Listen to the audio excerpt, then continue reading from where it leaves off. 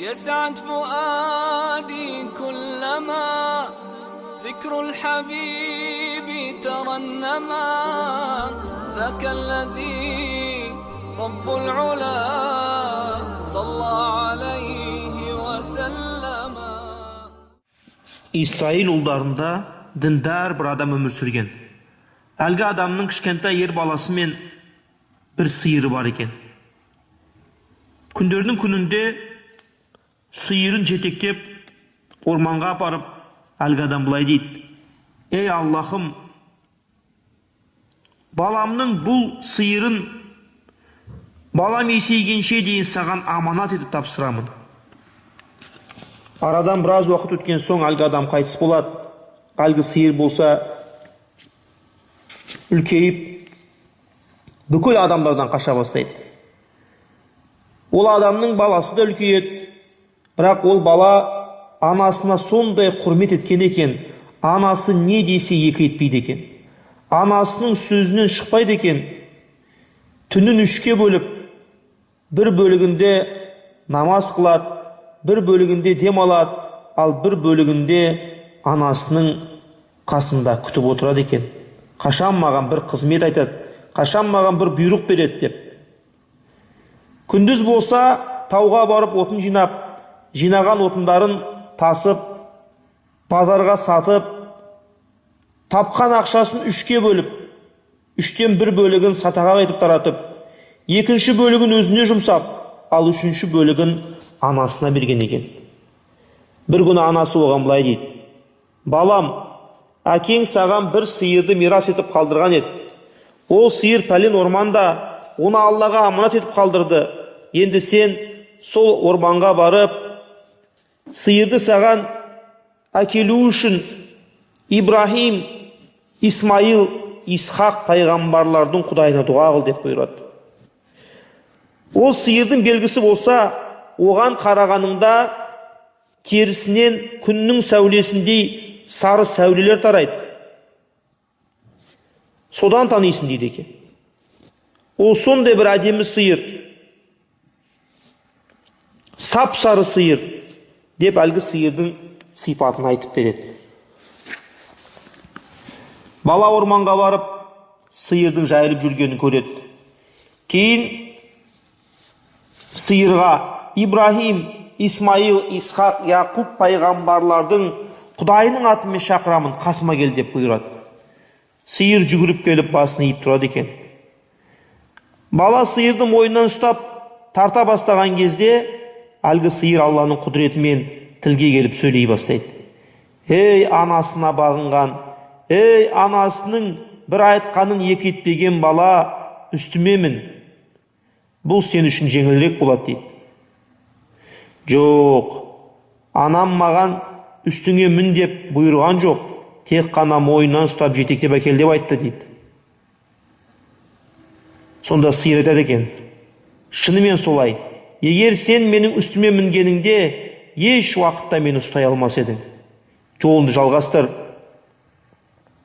Енді сен мына тауларға артыңнан жүруді әмір етсең, әлбетте олар сенің артынан жүреді.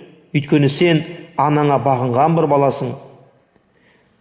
Сөйтіп бала сиырды анасына келіп, анасы былай дейді екен: сен кедейсің ғой ұлым, мал мүлкің жоқ, отын жинап базарға сатып әйтеуір қиналып, еңбектеніп, осындай жағдай жасап жүрсің ғой.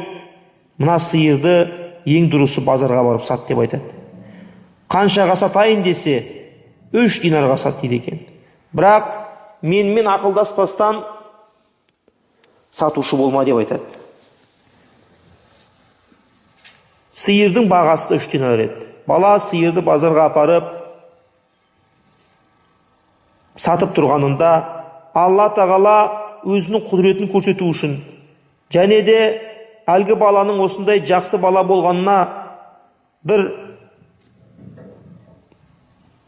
жақсылық жасау үшін бір періштені жібереді. Періште баладан сұрайды, әрине адам кейпінде: ей бала, мына сиырды қаншаға сатасың дейді. 3 динарға сатамын, бірақ анамның разылығын алу шартыменен. Қоя бер, анаңнан сұрамай-ақ қой, мен мұны 6 динарға алайын сенен дейді. Бірақ бала бәрібір сатпайды. Кешкісін анасына айтады, бір кісі келді, 6 динарға сұрады, мен бірақ сатпадым дейді. Сонда анасы, ертең базарға барғаныңда оны 6 динарға сат деп бұйырады.